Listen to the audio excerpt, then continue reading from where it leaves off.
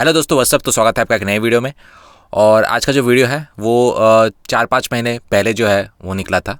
Basically पिछले G20 summit को नज़र में रखते हुए और आगे आने वाले जो G20 समिट है जो कि कुछ दिन में होने वाला है उसको दोनों को बेसिकली नज़र में रखते हुए जो है और इंडिया चाइना के कॉन्फ्लिक्ट को जो है मिला के ये वीडियो है। ओवरऑल एक एनालिसिस है ताइवान मीडिया से, बहुत ही एनर्जेटिक और अनोखे तरीके का रिपोर्टिंग होता है उनका। तो रिसेंटली एक सर्वे में देखा कि काफ़ी सारे 46% और समथिंग लाइक दैट इंडियंस जो है ताइवान के फेवर में एक फेवरेबल व्यू जो है नहीं रखते हैं। But I think it should change, क्योंकि ताइवान इसको मैंने देखा है बहुत सारे इवन जो इंडिपेंडेंस डे था उसका एक लाइव स्ट्रीमिंग था जो कि ताइवानीज लैंग्वेज में था भी नहीं। इवन चंद्रयान 3 का जो लॉन्च इवेंट था वो भी जो है हिंदी में ही था जो भी था, तो ताइवानीज को समझ भी नहीं आए होंगे। लेकिन उन वीडियोस के नीचे भी जो है काफ़ी सारे कमेंट्स जो है, मतलब काफ़ी सारे क्या, मैं तो बोलूँगा कि 95% से ऊपर जो कमेंट्स है वो पॉजिटिव ही थे ताइवानीज लोगों से। और ये वीडियो भी ऐसा ही कुछ है। तो चलिए ये वीडियो देखते हैं। और कमेंट सेक्शन जो है काफ़ी इंटरेस्टिंग रखा है, तो कमेंट सेक्शन मिस मत कीजिएगा। कुछ रोस्ट तो जो है इस वीडियो में ताइवानीज लोग ने किया है, लेकिन कमेंट सेक्शन में एक अलग ही मज़ा होगा आपका। वीडियो शुरू करने से पहले बता दूं कि काफ़ी सारे बिजनेस अपॉर्चुनिटीज़ जो है आपको मैं दे सकता हूं अभी। बहुत ही अच्छे अपॉर्चुनिटीज़ है। एक तो इंटरेस्टिंग फैक्ट है कि जब वी मेट का जो सिनेमाटोग्राफर है और असिस्टेंट डायरेक्टर है और भी काफ़ी सारे जो फेमस फिल्म है, देव डी, रंगीले, ये इन सारे फिल्मों का, और पंजाबी फिल्म्स में तो बहुत सारे फिल्म के जो है ये डायरेक्टर रह चुके हैं। प्रिंस भारद्वाज वो एक्चुअली मेरे सब्सक्राइबर ही थे। अभी बातें करते करते हम एज अ फ्रेंड भी बन गए हैं और हम काफ़ी सारे नए वेंचर्स जो है स्टार्ट कर रहे हैं। एक तो है कि हम एक ह्यूज कैनवास पे एक बहुत अच्छी फिल्म बनाने जा रहे हैं। ये फिल्म तो हिंदी लैंग्वेज में ही होगा, लेकिन ये नॉर्थ और नॉर्थ ईस्ट का जो है एक फ्यूजन होगा। और नॉर्थ ईस्ट में बहुत सारे स्टेट्स में मूवी इंडस्ट्री जो है वो सिर्फ स्टार्ट ही हुआ है और इसलिए बहुत सपोर्ट मिल रहा है वहाँ पे। इनफैक्ट मेरे कई सारे जो दोस्त हैं वहाँ के जो फिल्म डायरेक्टर्स या फिर प्रोड्यूसर्स हैं, कुछ लैक्स इवन 5-6 लाख के ऊपर एक फिल्म बना के उन्होंने 2 करोड़ कमाया है। तो एक बहुत ही अच्छा मार्केट है और हमें तो इतना अच्छा डायरेक्टर मिला है तो हम और भी बहुत ही अच्छी फिल्म बना सकते हैं। और अगर आप इस प्रोजेक्ट में एज एन इन्वेस्टर और पार्टनर मेरे साथ जुड़ना चाहते हैं, हमारे साथ बेसिकली टीम है पूरा, तो मुझे व्हाट्सएप कॉल या फिर टेलीग्राम कीजिए इस नंबर पे। तो एनीवे आज की वीडियो की ओर बढ़ते हैं। शिकांग, ये बहुत ही एम्बैरेसिंग है। मैंने अभी बताया कि दोनों साइड्स के बीच रिसेंटली फिर से फाइट हुई है और फाइट के बाद अब आप 2 से 1 हो गए हैं। 300 चाइनीज सोल्जर्स और 150 भारतीय सोल्जर्स दोनों के बीच में क्लैश हुआ है। उसके बाद चाइना में 100 से ज्यादा घायल है और फिर चाइना में 12 लोगों को बंदी बना लिया गया। सच में ऐसे इंटरनल और एक्सटर्नल वायलेंस वर्ड्स के कारण चाइना अब डिप्लोमेसी के मामले में एक बड़ी प्रॉब्लम में है। शी जिनपिंग ने मिडिल ईस्ट में जाकर खुद के पैर पर ही कुल्हाड़ी मार ली है। अब उन्होंने सभी से माफी मांगते हुए हु चुनहुआ को ईरान भेजा है। क्या हु चुनहुआ को ईरान भेजा गया है? हाँ बिल्कुल। अगर आप इंटरनल ट्रबल और एक्सटर्नल ट्रबल को शांत करना चाहते हैं तो आप इसे भूल जाइए। चाइना को अब और भी ज्यादा मुंह की खानी पड़ सकती है। और तो और वो फाइट में भी हार गए। क्या वो फाइट में भी हार गए? हाँ, और ये फाइट तवांग एरिया में चाइना और भारत के बीच डिस्प्यूटेड बॉर्डर पर हुआ। तवांग एरिया चाइना और भारत की भूटान सीमा पर है और उनसे ये उम्मीद नहीं थी। मीडिया रिपोर्ट के मुताबिक चाइना ने 300 लोगों को भेजा और इंडिया के सिर्फ 150 लोग ही थे। वो 2 गुना थे और इसीलिए चाइना ने फाइट ले लिया। और उनके पास लोहे के कील वाले हथियार भी थे और उन सभी के हाथ में ये हथियार था। और भारत के पास शायद आर्म्स ही नहीं थे, उनके पास स्टिक्स थी। एज ए रिजल्ट दोनों साइड में फाइट हुआ। आपको क्या लगता है कि कौन जीतेगा? अगर लॉजिकली कहे तो चाइना को फाइट जीतना चाहिए। फाइट के बाद चाइना हार गया। वो न सिर्फ हार ही गए बल्कि वो कुछ भी नहीं कह सके। बाद में दोनों साइड्स घायल हो गए। चाइना में 100 लोग घायल हुए और भारत में 20 घायल हुए। और चाइना घायल भी अपने से आधे लोगों से हो गया और भारत के बहुत कम लोग घायल हुए थे। और 12 लोगों को अरेस्ट कर लिया गया और 12 लोगों को ले जाने के बाद कोऑर्डिनेट करने के बाद उन्हें वापस ले जाया गया। इस मामले में चाइना बिल्कुल चुप है। उन्होंने कहा कि हमारी डिप्लोमेटिक सिस्टम का मतलब ये है कि भारत के साथ हमारे करंट रिलेशनशिप को स्मूथ बनाए रखना। और मिलिट्री यूनिट ने ये कहा कि हमें इसके बारे में कुछ भी नहीं पता। मगर इंडिया ने डायरेक्टली कहा कि स्टेटस को चेंज करने के लिए लाइन ऑफ एक्चुअल कंट्रोल को क्रॉस करने के बाद इस सीमा में घुसपैठ करने की ये चाइना की कोशिश है और इसीलिए हम अटैक करने के लिए सोल्जर्स भेजते हैं। और जब दोनों side back and fourth fight कर रहे हो तो पॉइंट ये है कि किसने लाइन क्रॉस किया।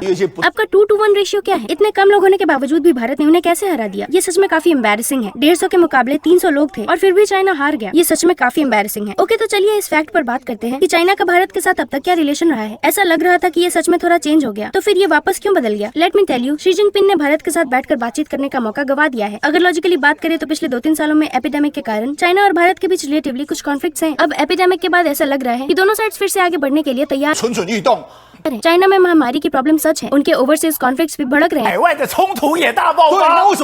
इनफैक्ट G20 के समय शी जिनपिंग को मोदी जी के साथ बैठने का मौका मिलना चाहिए था, लेकिन G20 की मीटिंग में शी जिनपिंग और मोदी जी ने सिर्फ हेलो कहा और उन्होंने बात तक नहीं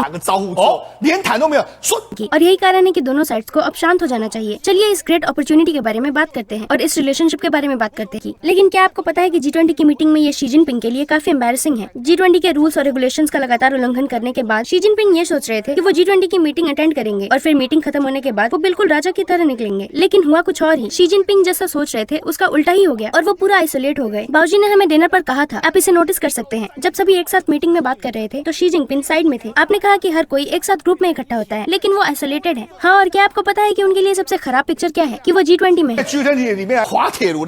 तो कल हम जिस टॉपिक के बारे में बात कर रहे थे वो ईरानियन न्यूज़पेपर में था और उसके फ्रंट पेज में ही ये कहा गया है कि ताइवान की इंडिपेंडेंस एक वैध अधिकार है। मैं सरप्राइज हूँ कि ईरान ने अचानक ऐसा क्यों किया। मैं इसे काफी समय से कर रहा हूँ। शी जिनपिंग 3 डिस्प्यूटेड आइलैंड के खिलाफ सऊदी अरेबिया गए और आपने वहाँ जाकर कहा कि ये नेगोशिएबल है और इस पर डिस्कशन किया जा सकता है, जिससे ईरान नाराज हो गए। ईरान ने ये भी कहा कि ये ईरान का इंटेग्रल पार्ट है, लेकिन आपने एक इम्पोर्टेंट पॉइंट पर विशेष जोर दिया कि चाइना की डिप्लोमेसी इलाइट है और उसका एक क्लास है। ये बिल्कुल ऐसा है जैसे कि आपने एक स्कूल से स्टार्ट किया जिसे मैंने चुना और मैंने स्कूल में ही टैलेंट को सिलेक्ट करना स्टार्ट कर दिया। फिर आप हर जगह हर कंट्रोवर्सी को बढ़ाने की कोशिश करते हैं, यहाँ तक कि हर जगह की लैंग्वेज से भी आप काफी फेमिलियर है। कोई इतनी लो लेवल मिस्टेक कैसे कर सकता है? अब शी जिनपिंग मिडिल ईस्ट की यात्रा के बारे में बात कर रहे हैं। शायद ऐसा इसीलिए है क्योंकि मैंने अपनी वाइफ को खो दिया और अपनी आर्मी को भी खो दिया है। चलिए पहले उनके मेन पर्पस के बारे में बात करते हैं। वो सऊदी अरेबिया गए और काफी सारे एग्रीमेंट पर साइन भी किया और उन्होंने कहा कि मैं आपकी कंट्री में इन्वेस्ट करना चाहता हूँ। दोनों ही साइड्स इस ऑयल को खरीदते हैं, मगर वो सऊदी अरेबिया के अगेंस्ट है। मोस्ट इंपोर्टेंट रिक्वायरमेंट ये है कि ऑयल को RMA में डिनोमिनेट करे। एज अ रिजल्ट चाइना ने उस समय कहा कि वो सहमत है और मुझे उम्मीद नहीं थी कि वो ऐसा करेंगे। और सऊदी अरेबिया ने ये कहा कि हमने इसके बारे में बिल्कुल नहीं सुना। सो बेसिकली ऐसी कोई चीज नहीं है, वो बस सऊदी अरेबिया को खुश करना चाहते थे। इन गल्फ कंट्रीज के साथ भी उन्होंने जॉइंट स्टेटमेंट में यूनाइटेड अरब एमिरेट्स के साथ एक जॉइंट डिक्लेरेशन पर भी साइन किया, क्योंकि United kingdom of Saudi Arabia के पास ईरान के साथ 3 स्मॉल आइलैंड है और इन बड़े छोटे आइलैंड्स को लेकर कॉन्फ्लिक्ट्स है। इन 3 आइलैंड्स में टेरिटोरियल डिस्प्यूट है। उन्होंने कहा कि हमारे 3 टेरिटोरियल डिस्प्यूट्स हैं।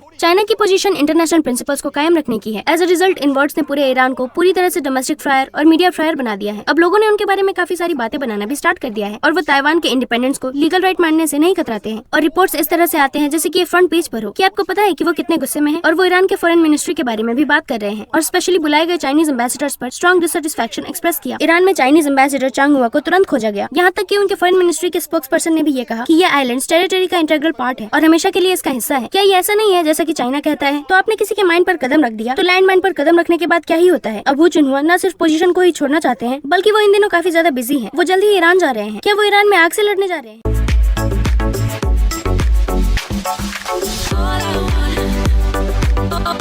तो सबसे पहले यूजर HK5RB ने कमेंट किया कि रिसेंटली ये सुनने को आया है कि रशिया इस वॉर में अपने तीरंदाजों को भेजने की सोच रहा है, लेकिन चाइना तो हाथों में मेस लेके लड़ाई करने आए हैं। मतलब रशिया तो फिर भी मिडिवल एज में है, लेकिन चाइना तो बारबारिक नोमैड आदि मानव जमाने में पहुंच गया है।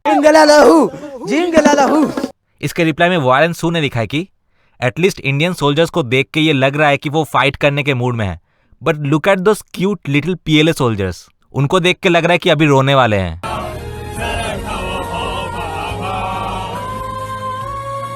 उसके बाद ची हुंगशिए ने कमेंट किया है कि ईरान ने भी एक आर्टिकल में ताइवान को एज अ अलग देश के रूप में पब्लिश किया है। इससे पता चलता है कि सारे दुनिया ही ये जानती है कि चाइना और ताइवान 2 अलग अलग देश है, लेकिन चाइना से बेनिफिट हासिल करने के लिए वो इसके बारे में कुछ खुल के नहीं बोलते हैं। बट एनीवे चाइना का फ्यूचर जो है अंधेरा है और Taiwan must draw a clear line with China, नहीं तो चाइना खुद तो कीचड़ में डूबा हुआ है ही, साथ में ताइवान को भी लेके डूबेगा। इश्क कमीना मुश्किल कर दे जीना। उसके बाद 5920 ने कमेंट किया कि थैंक यू इंडियंस, कुछ बदमाश देशों को ऐसे ही सबक सिखाना चाहिए। उसके बाद UO823 ने कमेंट किया है कि चाइनीज लोग हमेशा से इंडियंस को अपने से नीचा समझते हैं, लेकिन अगर आप ध्यान से इंडिया पाकिस्तान वॉर्स में इंडियन आर्मी की परफॉर्मेंस देखें तो आप ये जानेंगे कि इंडियन आर्मी ने अपने एक्सपीरियंस से बहुत इंप्रूव और प्रोग्रेस की है। And now Indian army can also fight well in an actual combat. अब चाइनीज आर्मी वैसे अनबीटेबल नहीं रही जैसे कि चाइनीज लोग समझते हैं। उसके बाद यूजर WGFXG ने लिखा है कि इंडियन आर्मी बहुत वेल प्रिपेयर्ड और रेडी होके ही आए थे with a decent amount of soldiers, और वो काफी थे चाइनीज ट्रूप्स को घेरने के लिए। चाइनीज आर्मी ने तरह तरह के वेपन्स लाए थे, लेकिन इंडियन आर्मी के सिर्फ हाथों और लाठी से ही चाइनीज आर्मी को ह्यूज लॉसेस का सामना करना पड़ा और फिर वो लोग भाग गए। बहुत सारे चाइनीज सोल्जर्स लाठियों के वार से बुरी तरीके से घायल हो गए और बहुत सारे तो पहाड़ों से रोल करते करते लुढ़क गए। जिस आर्मी ने चाइना की ऐसी हालत की, उस आर्मी की कॉन्फिडेंस लेवल अलग ही लेवल पे है। The Indian army cheered victory on the hill which was infuriating for China. उसके बाद फन इन विलेज 8206 ने कमेंट किया है कि चाइनीज आर्मी सिर्फ चाइनीज सिविलियंस और ताइवान के ऊपर ही दादागिरी कर सकते हैं।